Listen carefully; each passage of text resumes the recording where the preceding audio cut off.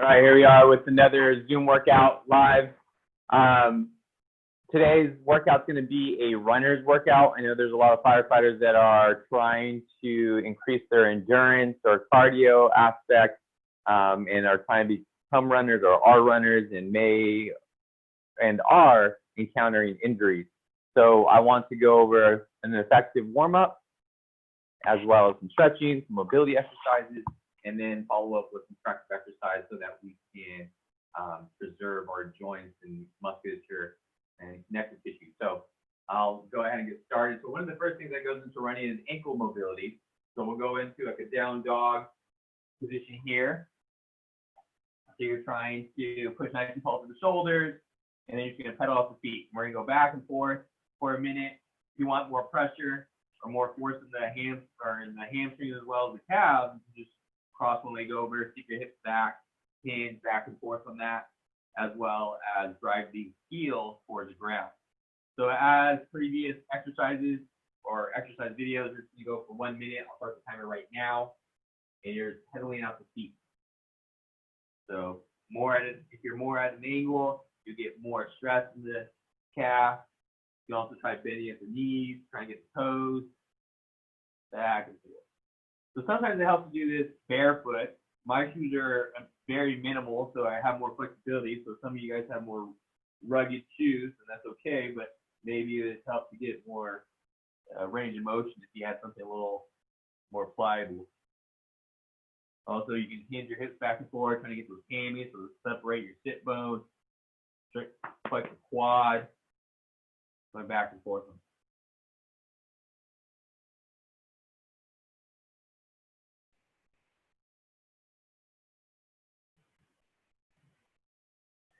I like to transition to 1 foot as well. Try to sit my hips back. Get that whole posterior chain. Very good. That was 1 minute. Next one is going to be an active warm-up. So I want you to get into a kneeling lunge position. It'll be here. So my torso is right on top of the back leg. I'm going to lift up about 1 inch. And I'm going to try to drive the leg through the ground. You can't see it, but I'm contracting and relaxing. Contracting and relaxing. So we're going to go ahead and start for 1 minute, starting now. So I'm here. You can also put the hand down if it becomes too fatiguing, but this will generate some heat in the musculature, and you're contracting back and forth. Trying to feel that stretch in the front portion of the hip flexor. So another angle, make sure the knee's right on top of the ankle. Driving and relaxing. Driving and relaxing. So I should feel that tension here. So I'm trying to keep everything upright. Engage the core, stomach, butt. Sometimes I get in and out of it. Contracting, relaxing. Maybe you can drop down to the floor. Trying to just drive that hip flexor, that quad. So that's one component you can do. You can also drive the heel down toward the ground to get more of a stretch in the calf and hammy.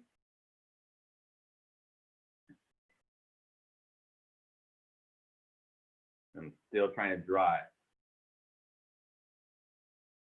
And done. So now I'm going to go to the other side. 1 minute starting now. So pressing down as if you're trying to kick to the floor. Trying to press my hip forward. Standing up as it. Contracting it, contracting down into the floor.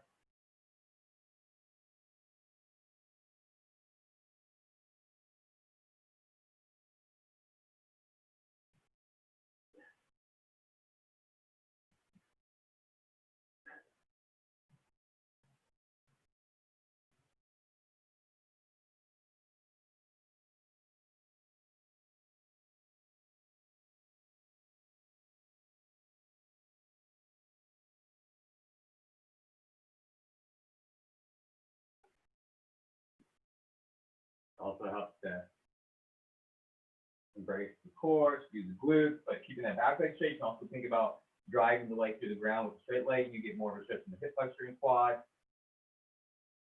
And then done for 1 minute. Very good. So now another component that goes into running is the front portion of the ankle, which is your anterior tibialis. So this musculature here. So it would help to be barefoot in this, but if you don't have a pliable shoe, but what you're trying to do is tuck your toes under, you're trying to press your ankle down towards the ground here. And then you're trying to circle one way, the other way, try to stretch out those ankles. So we'll spend 30 seconds on each side. If you need more, just repeat this. So start now, one direction, the other direction. Try and just push into that tight space of the ankle joint.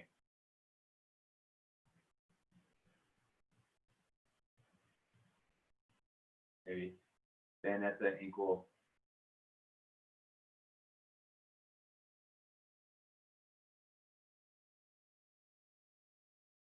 Three, two, and then we go to the other side. That'll 30 seconds.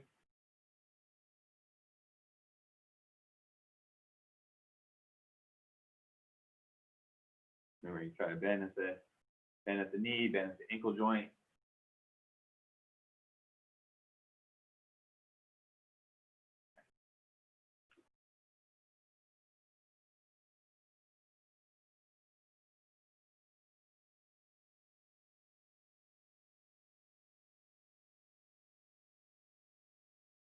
Very good. So that was 1 minute on that.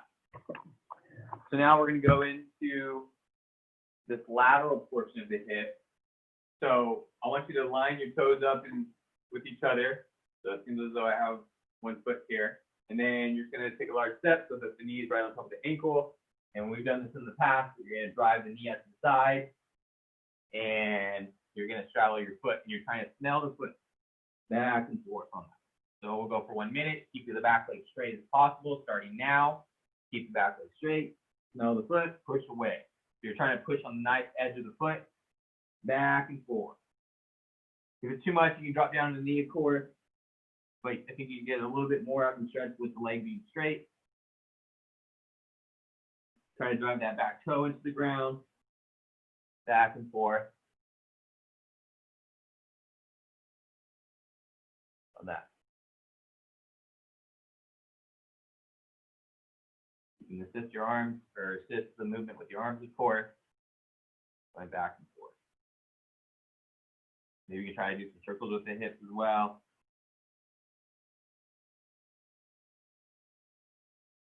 And sink into that hip.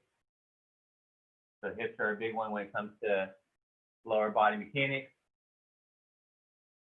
You want to be moving properly before you start going on your longer bouts of exercise, or also just doing lower leg exercises in general. Next, we'll go to the other side. So you're going to line the foot up with each other, drop the knee off to the side, be on the nice edge of the foot, and then keeping the back leg straight. And you're trying to snell the foot and go back and forth. Keeping that back leg straight, sneak into the hip, circle one direction, the other direction.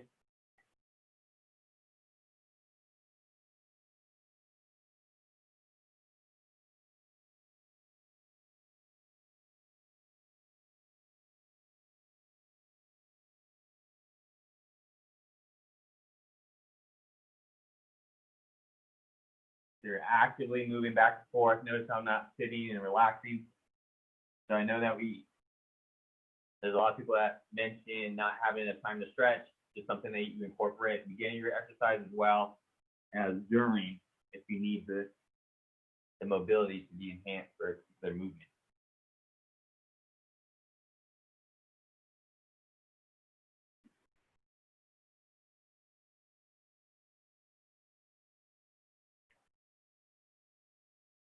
And done. That was 1 minute on both sides.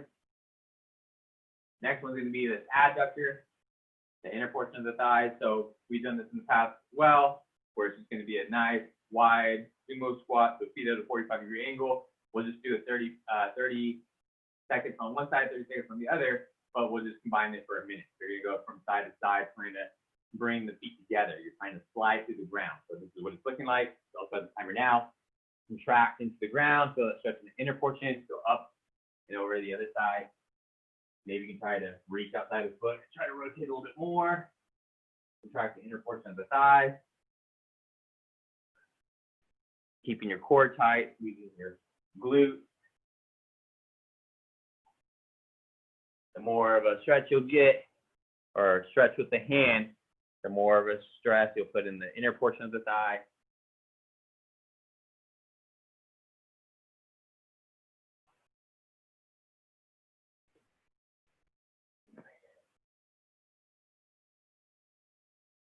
You can press back your hand into the ground, your palm into the ground to rotate it more. Think about driving the inner portion of the thigh towards the ground.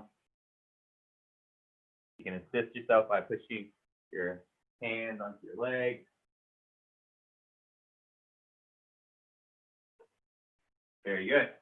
So that was the inner portion. So now we're going to focus on the back side, so we were doing that a little bit with the down dog, but I want to be more specific in the hamstring stretch. So what you can do is you can have a mat or a pillow or a towel or something of the sort on the back leg, keeping the front leg straight, and you can have something next to you so you can balance. But you shouldn't necessarily need it if you're contracting into the ground like you should be. So my hips are squared, the back of my heels on the floor, and I'm trying to hinge as far as I can with the straight neutral back. Try not to round out. So I'm going to sit my hips back as far as I can, like I'm doing deadlift, and then pressing through the heels to come back up. So here's another angle of it. So my hips are square, they're not rotating, my hips aren't going in opposite directions. I'm squaring them off so they're facing the object in front of me. And then we'll start right now for 1 minute. So we're hinging back and forth. You can also notice how my toes straight up. You can also rotate in, go down, you can also go to the side. So you get different aspects of the hamstring. So sometimes if you're like reaching like this, you might not get enough or a big stretch in that. So if you rotate, try to even rotate outside the leg, you can actually get more out of the hamstring as well. So rotation of the hips is a big one.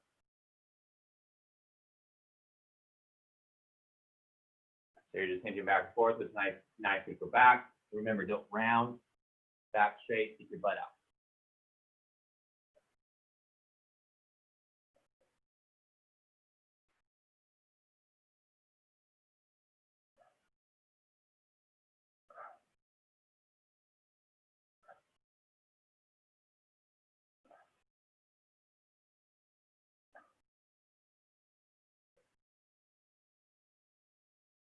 Very good. That was 1 minute.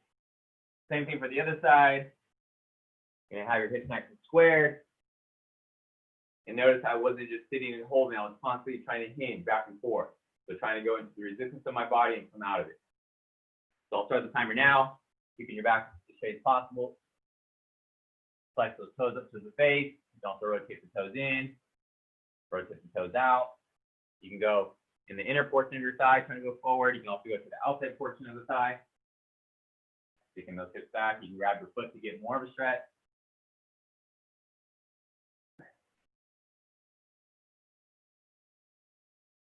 And you're constantly pushing the heel down, trying to stand back, up, hinging back and forth, tension into that.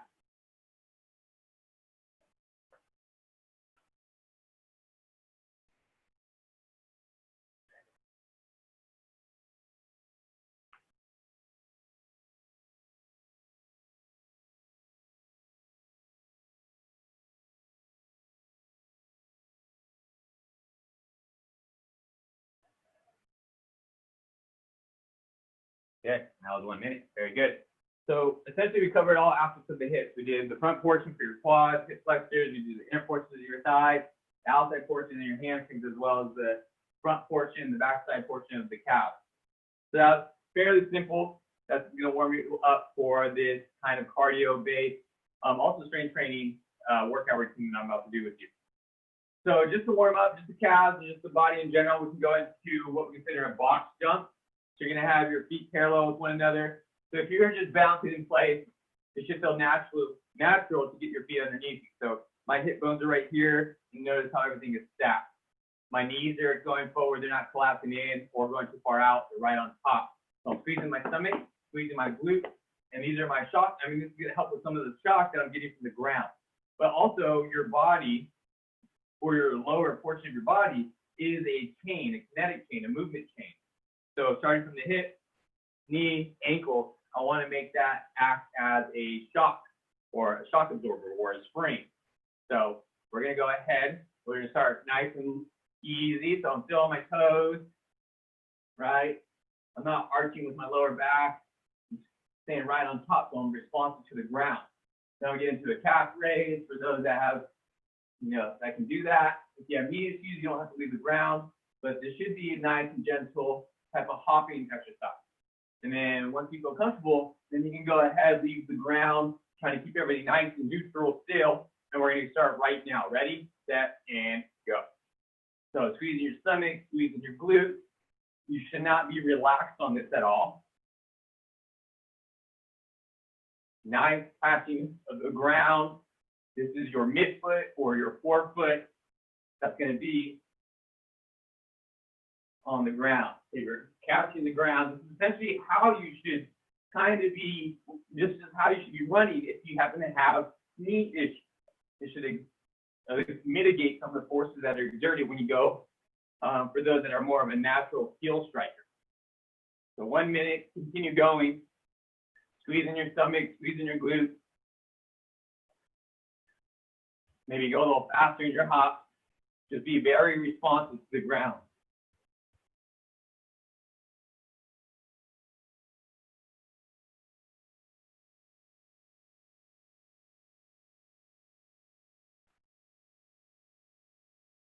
Very good. That was 1 minute on that. Awesome job. So you should feel that in your calves, depending on if you're squeezing the glutes and whatnot, trying to get the glute activation in there as well. But now we're going to go into a side plank with a hip abduction. So we're going to try to strengthen the gluteal aspect because those act as a natural shock absorber when you run. So what we'll do is we're going to do some variation of this. So you can do it with the legs straight. If you get tired or you can't manage to do it with the legs straight, you can drop down to your knee down to the ground. So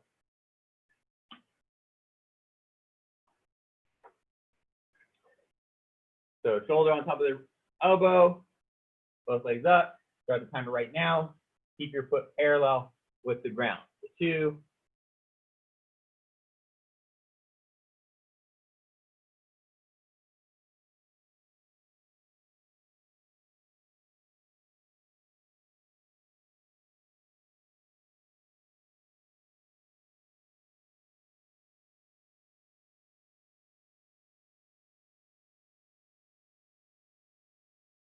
Should be able to do at least 20 or so. If you get tired, you can go ahead and stay up. If it's too much, you can drop down to the back, to the bottom knee. Continue with the movement.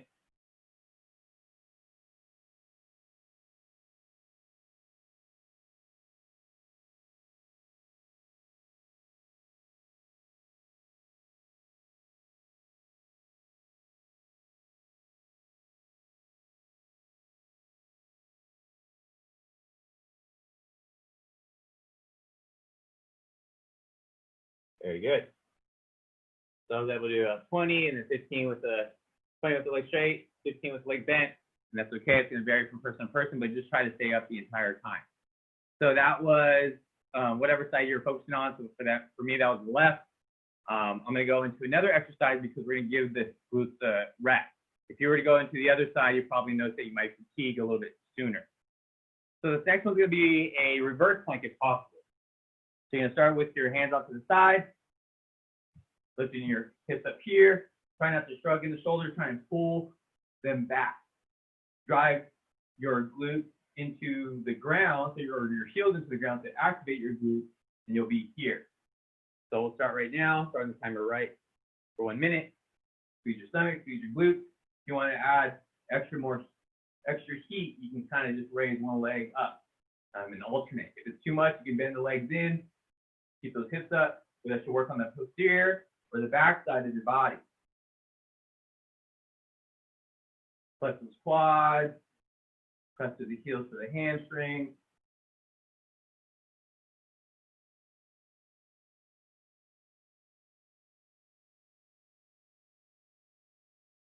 Too much on the wrist, you can always make a fist onto the ground, but place your thumbs on the floor as well for extra support. Or maybe some of you guys have parallel for a neutral grip.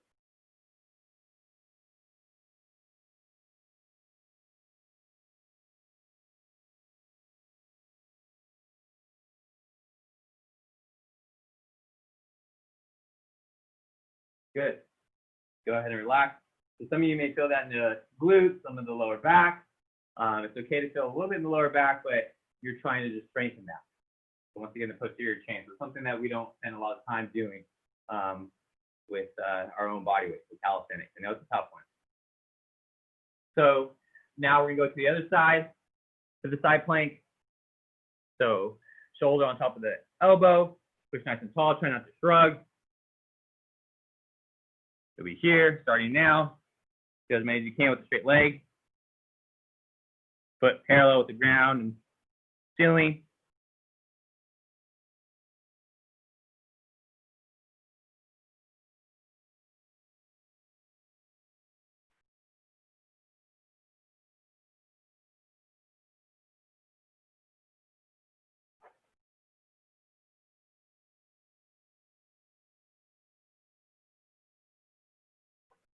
Set to 20, I'm trying to keep my body even.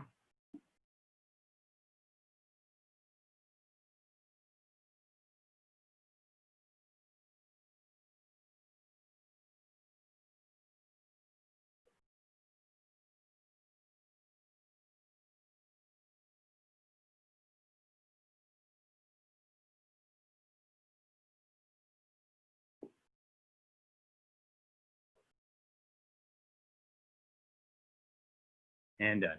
Very good. So you should be feeling that kind of the oblique region, the core activation. That's something that's of importance when doing runs. Your body's doing a lot of rotational stuff, but also to strengthen the glutes, just to reiterate that. So that was like kind of this frontal plane, this side to side. So now we're going to work in the front plane, or the sagittal plane, so front to back.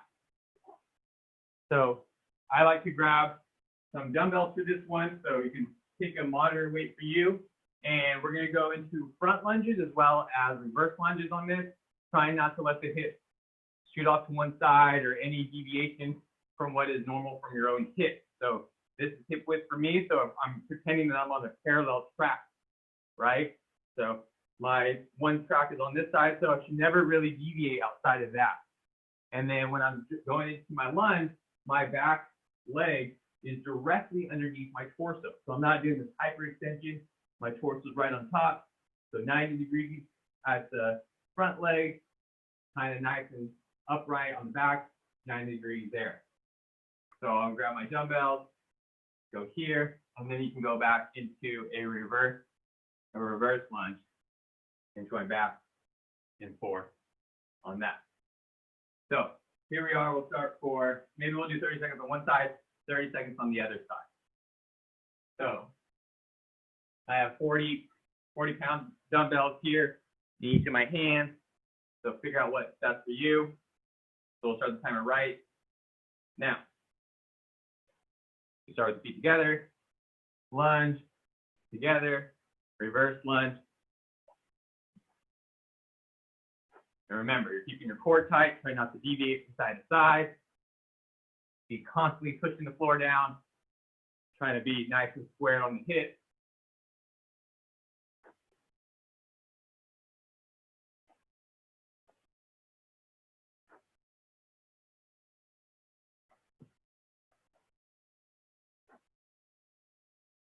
I don't know if that was 30 seconds or not. Yep, it was. Now let's go to the other side.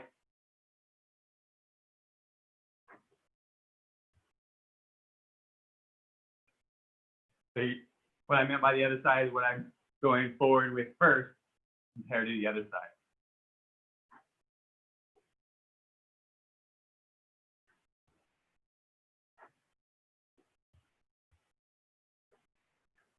Good.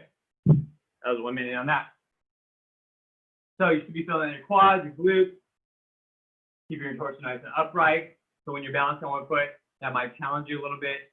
Having heavier weight can change that center of mass, making you more stable. So that was kind of this front plane position.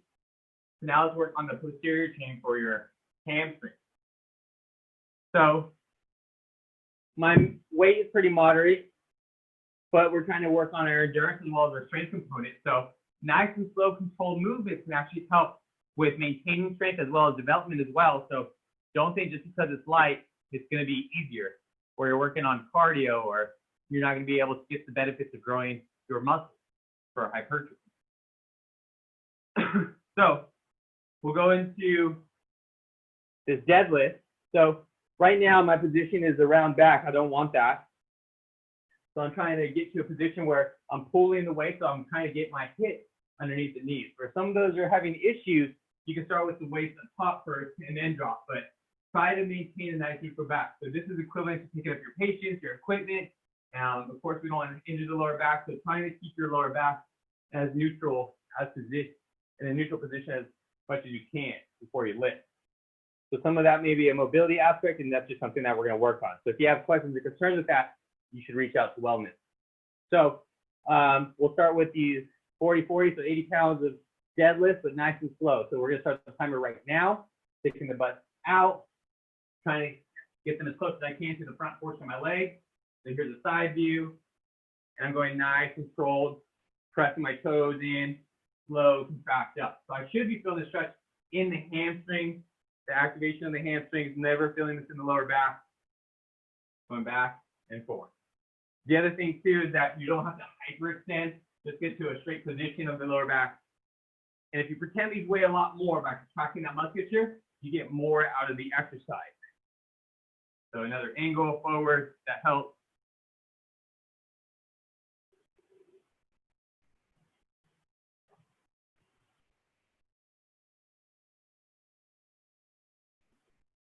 And I'm hinging at the hip.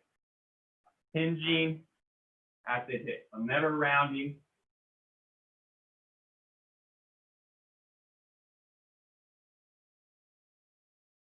Very good. So it's 1 minute altogether. So if that was easy, you can always pick your own weight, heavier, lighter, but your goal is to try to continue with a moderate load on this specific workout. So we did the front portion, we did the backside portion, and then we also did some box jumping. So now let's try another component of box jumping, or kind of jumping in place to work on your running mechanics. So this one, sorry, I'm a little out of breath. This next one is going to be just high knees. So you're going to just jog in place, get your knee in line with your hip. You don't have to go much more than that. But when you raise off the ground, the last thing that should be leaving is your toe. So I'm doing like a explosive calf raise, right? And we're going to do that in place for 1 minute. You can have your knees or your hands in front so you can have something to get in. But when you raise up, don't let your legs rotate in or out, just nice and straight. And the last thing you leave the floor is your toe. So I'll set the timer right now for 1 minute. Squeeze your stomach, squeeze your glutes, starting now. So another angle. Last thing to leave the floor is the toe. Keeping the core tight. If it gets too much, you can always do like a leisure kind of lower stride. Try to keep those legs up. Catch the ground. Don't be so hard on the knees and the ankles.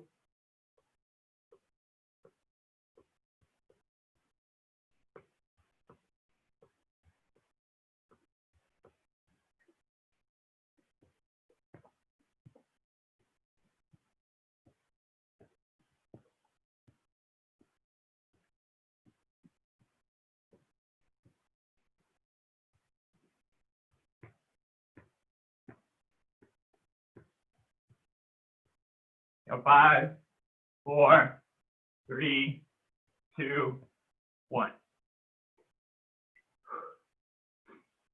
So your calves be activated, hip flexors, the core stability be nice and upright. Good job on that. Next is going to be our last one. We'll do a power, kind of some power lifting.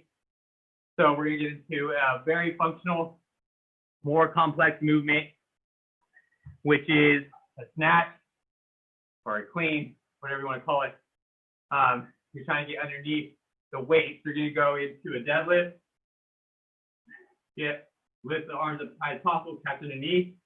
Get down to maybe a quarter squat or maybe even to a 90-degree squat. Press up overhead and then repeat. So once again, I'm just sticking with my 40 pounds the entire time. You can always have multiple sets or sets of weight here to enhance or decrease what weight you're working with. So 1 minute on this. So I'm just going to do one demonstration first, and then I'll throw the timer. So it's like a deadlift. So I'm popping it up, catching 90 degrees, pop the weight up, and then I can have the weight in front of me again, or off to the side, trying to get into that position. So you go from a kind of a squat to a curl, or a deadlift to a curl, or underneath the weight in order to finish that movement. So you'll see the variety in that. So ready, set, go.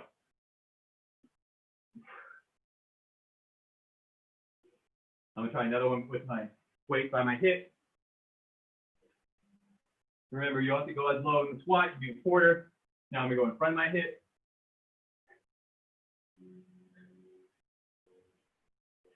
Off the side of the hip. You can make this as different as possible as you like.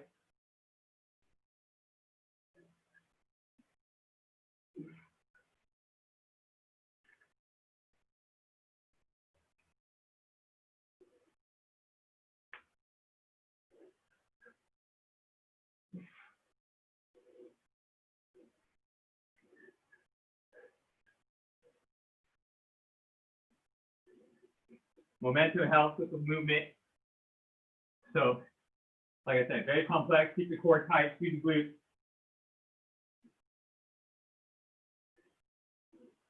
1 minute down. Very good, guys. So that was 30 minutes altogether. Quick and dirty workout.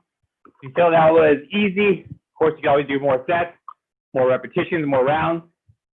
But as you might tell, Britain's kind of heavily. But if you have any questions or concerns, you can always reach out to Fire Wellness, set up an appointment. We do personalized training sessions or answer any questions that you may have. Thanks, guys. Have a great day.